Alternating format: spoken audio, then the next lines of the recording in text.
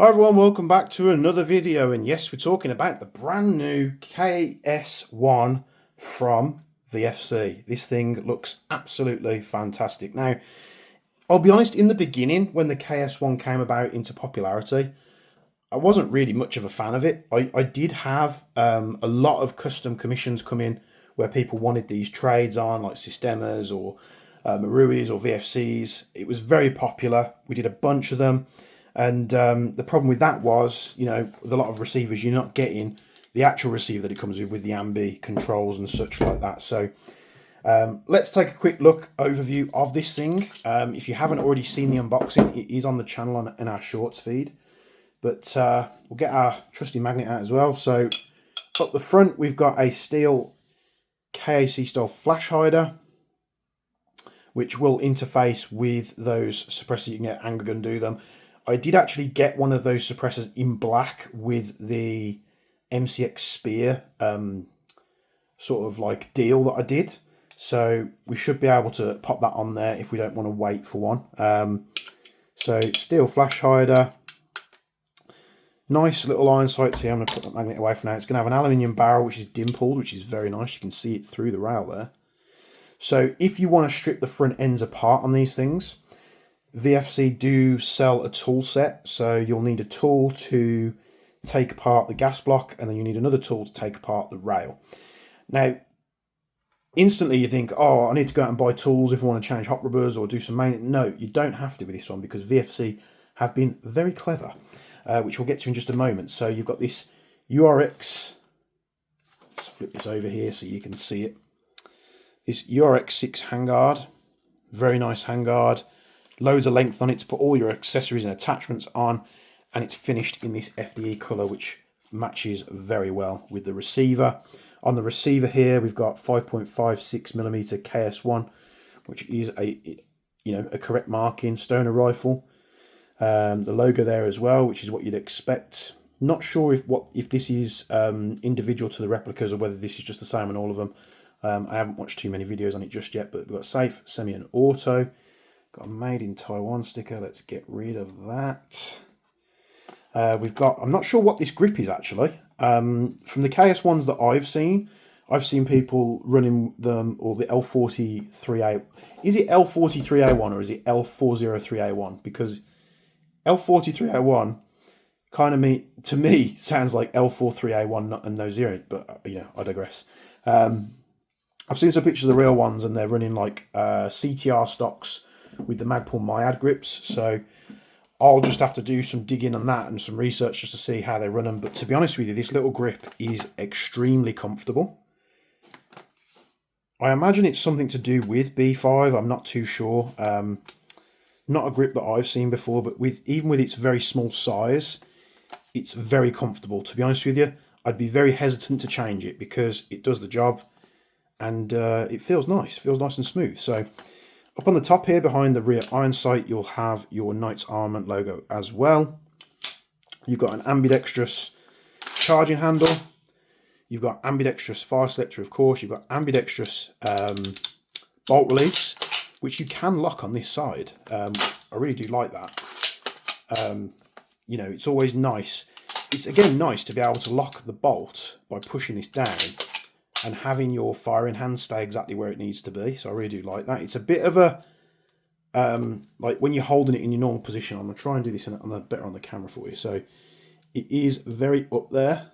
So you'll either have to break your grip or just kind of like middle finger it, like so. You're hitting it between here. You can still actuate the bolt stop, but just a thing to note there. So mag release can be used on both sides as well. You've got this little button here, which most of us are right-handed shooters will never use it, but it actuates very nice. Mag doesn't drop under its own weight, but that's not bad.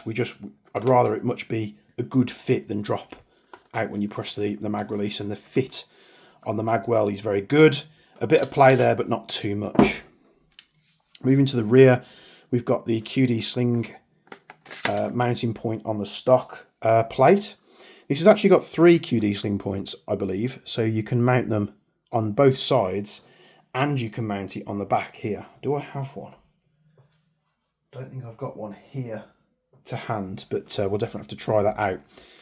Greyish style finish to the stock tube, and then we flip it upside down and we can see the Commando marking there. B5 stock.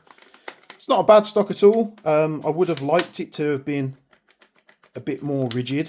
I think so far, looking at the rifle, the only thing that to me that lets it down straight away is just how loose this is. Now, again, this is probably something you find on the real firearms. That's fine.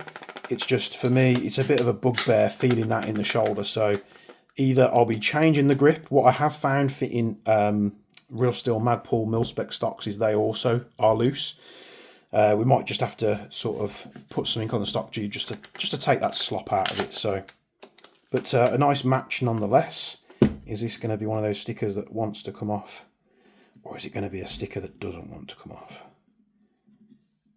Oh yes, good, good. It didn't tear apart, so very nice indeed. Let's flip it over.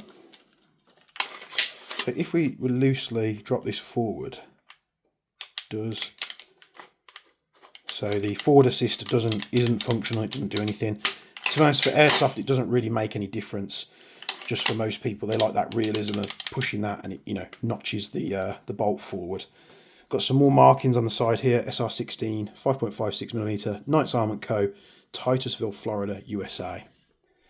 And then we've got the URX markings. We've got an M-LOK marking there. URX, the part number. Slide to the front here. Let's have a look on the other side. We've also got knightsarmco.com. Right, so before we have a quick look inside, I suppose we should gas this thing up and chrono it, shouldn't we? So let's put some gas in the mag. I always find that the first fill on these gas mags, these VFC ones, might be a little bit sluggish, but then after your first fill from brand new, they tend to be okay. So we'll whack some 0.3s in here.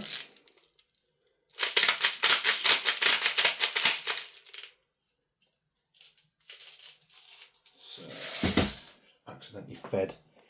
See, this can happen when you're doing it with your fingers. I do have the VFC easy loaders on the site now, which does make it a lot easier for you. So you don't need it, but it's nice to have. So let's see what power this thing is doing. So whack the mag in, nice fitment, drop the bolt. We've got our chrono set to 0.3s. Let's see what it does. We're at 1.2 joules. This was a UK bought gun. It was bought from High Pressure Airsoft. We're at 1.261 joules. The recoil is immense. 1.185. 1.193. So about 1.1 to 1.2 joules. This might break in over time, but it's very weird. It's got a strong recoil like the other VFCs we've tried, but the recoil, like the impulse of it, like, and the way that it feels, just feels drastically different. What I've just noticed there, I'm not sure if that's meant to be the case, but you can see where like the dust cover's been painted, and you've got like overspray on the other side. Like you've got overspray here, you've got overspray under there. Why would they not just paint the whole thing or just leave it? I'm not too sure. So the recoil,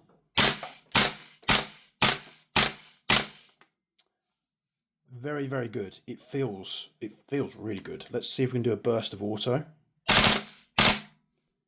It almost feels like they've slowed the rate of fire down, which I would prefer that.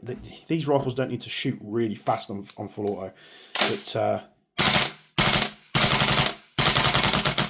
feels a lot more consistent than that spear that we looked at recently. Let's get some more gas in the mag, just so we can keep that topped up. Let's have a little look deeper, shall we? So we can pop this, or can we pop this rear pin out? Oh, it's a little bit tight. See if we can assist it with a tool. So we're just going to have a look here. It looks pretty pretty normal for VFC. But from what I can gather, a majority of the changes, apart from the obvious, are in the bolt system and of course the barrel.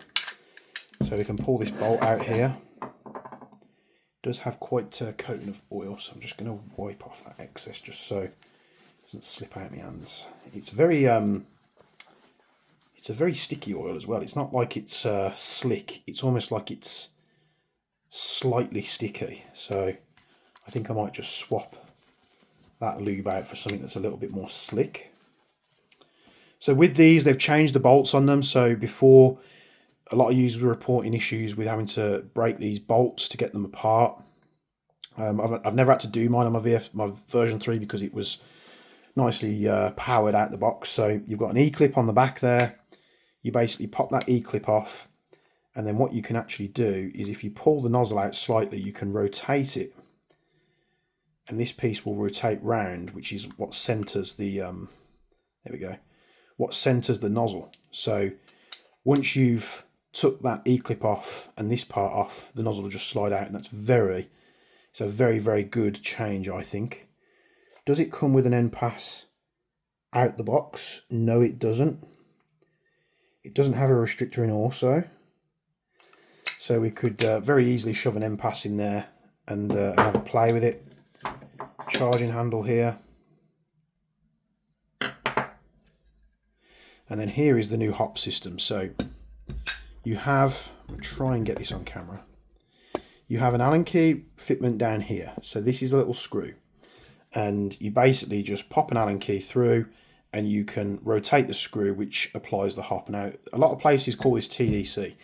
For me, a TDC is a screw directly above where the hop's applied. If it uses an arm or anything like that, to me, it's not a TDC.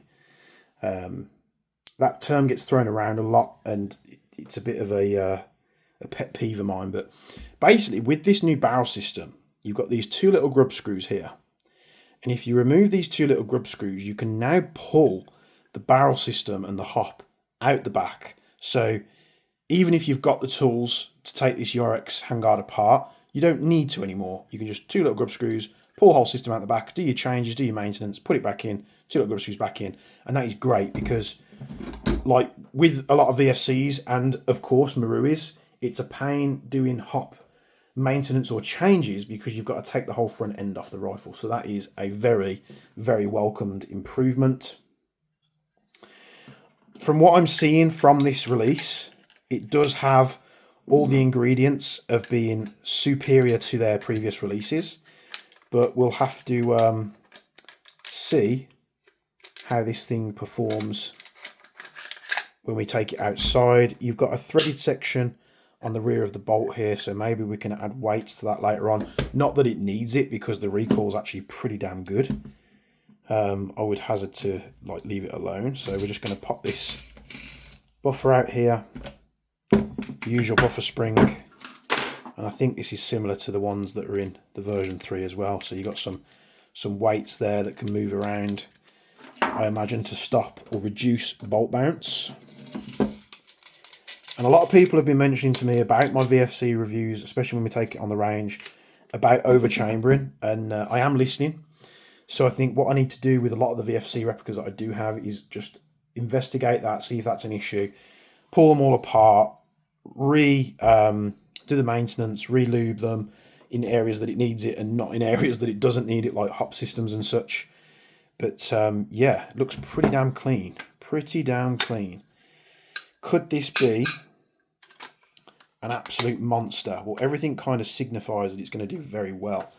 So I hope when I take this out on the range, hopefully very soon, we get some outstanding performance, because I would love nothing more than to just have this work out the box, have good hop performance. They haven't released those little tools yet, so they do like a little tool, and what you'll do is you'll lock your bolt to the rear, you'll slide the little tool in, which will interface with the hop, and you've got a little dial or something, whatever you want to call it, like a rear tip of like a screwdriver, and you can basically just turn that and it will adjust your hop. So when that does release, I'll be picking one up just to make my life easier. I have looked into getting Either I'll get the VFC suppressor for it, or I'll just, change the colour on my one from black to FD and put it on there. I've also been looking to try and get the type of optic that they use, and from what I can gather, that optic that is on the proper L403A1 isn't available to the public yet. I'm not sure how true that is. I could be mistaken. I'm just reading what I read on the internet. So there are a couple of offerings from the companies like Evolution Gear.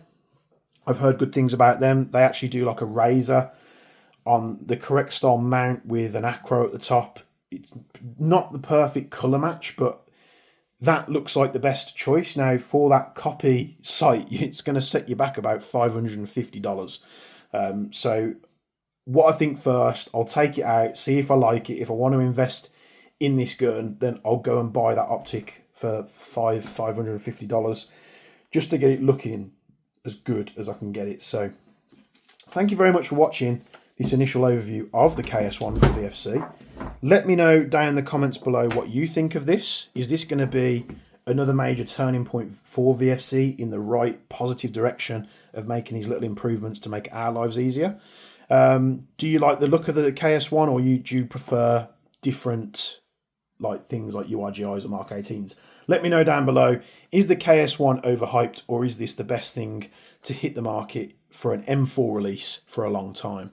I want to know about it. You can join the Ag Precision Discord. Link will be in the description. And as always, from me and Bench, we'll be seeing you in the next one.